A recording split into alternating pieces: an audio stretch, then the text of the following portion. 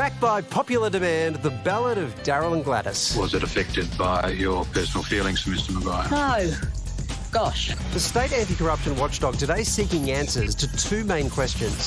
Firstly, did the former Premier's secret relationship with the former member for Wagga affect her allocation of public funds? I've already got you the Wagga Hospital. I just spoke to Dom and I said, just put the 140 in the budget. He goes, no worries. He just does what I ask him to. The money was already allocated in the budget, and I would never have been able to pluck that money out of thin air in 5 minutes. That's just absurd. Berejiklian maintaining funneling millions of taxpayer dollars into projects of questionable merit in Maguire's electorate had nothing to do with her relationship and everything to do with politics. It's a regular political activity that governments try to win seats, try to keep their seats, as do opposition. So I don't think it's a surprise to anybody in and around government to know that we threw money at seats in order to keep them.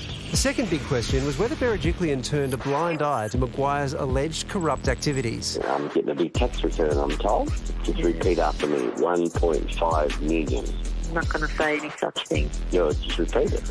So I'm going to solve that problem now. Explosive wiretaps revealed Maguire bragging to Berejiklian about his alleged dodgy dealings. I've been doing my books, my account. Yeah. Counting my tax refund.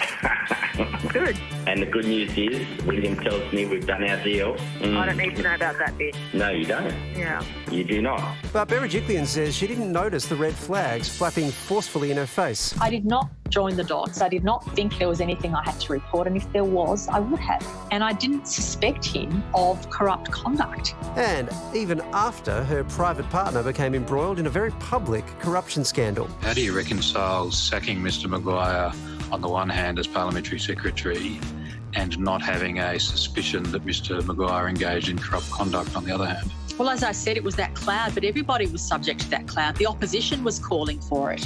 Are you suggesting the opposition had information they needed to report? And then, after 2 bruising days of testimony, it was over. Every decision I took was in the public's best interest. I don't want to say too much more than that at this stage. And now I intend to get on with my life. I watched a fair bit of that today, and I got to say that it was a really difficult watch. It was a hard watch because I've got a lot of regard for Gladys. I know her pretty well. I've interviewed her hundreds of times. I'm not sure the New South Wales public, the voting public, join those dots and say she's got a lot to answer for. When you say it was a hard watch, because how do you believe it's coming across? Yeah, I think she didn't handle herself particularly well today. I thought the questioning was quite, incisive, and it did get her on a number of points where she looks weak in her arguments about this. But the emotional toll that must be taking on that woman, I don't think anyone's making any suggestion that she herself has done anything corrupt. She's just got herself in a very poor relationship and she's paid the price. That's the bit. She's not being questioned on her own corruption. She's being questioned on turning a blind eye. I don't need to know about that bit. Yeah.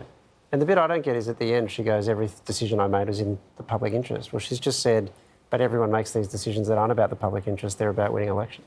And she would say to you that, well, Wagga needed a hospital, so we gave them one. But that's not the public interest. It is if you go to hospital. Yeah, but if it's politically motivated, it's not the same thing, right?